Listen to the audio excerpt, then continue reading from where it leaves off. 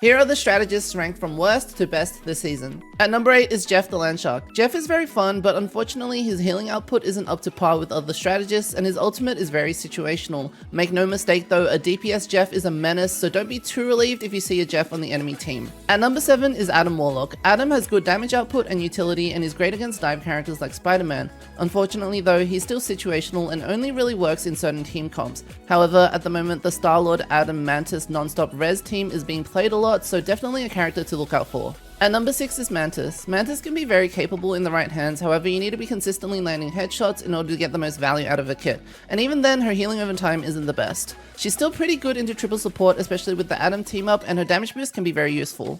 At number 5 is Rocket Raccoon. Rocket is easy to pick up and play, has excellent mobility, and provides a lot of great consistent healing. His team up with Punisher especially can be very oppressive, and his amplifier can really help shred through teams. However, outside of his team up, he's not the best choice for second support just because his second defensive ult is just too valuable.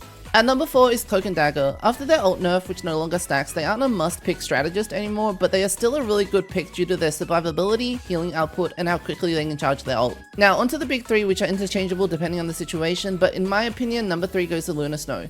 Luna was undoubtedly the best strategist before the support nerfs, but she's been turned down a notch simply because she isn't great against dive, which is very much meta at the moment. Her ultimate is still the best defensive ult in the game, and she's still banned most of the time. At number 2 is Loki, who was a very underrated character, but is finally gaining recognition now that people are learning his potential. His AoE healing might just be the best non-ultimate ability in the game, and his clones make him practically unkillable. Not to mention his ultimate charges very quickly and he can copy anybody else's ult, which makes him very versatile. Unfortunately, he still needs a primary healer to play with, but as a secondary healer he's amazing. Finally, at number 1, the best strategist in Marvel Rivals is Invisible Woman. She's a jack of all trades, she has great healing output, great survivability, great utility with a push-pull ability, and her ultimate can save many team fights. You can put her into any team comp whether it's defensive or offensive and she'd do amazingly well, so it's no surprise that she's one of the most played strategists.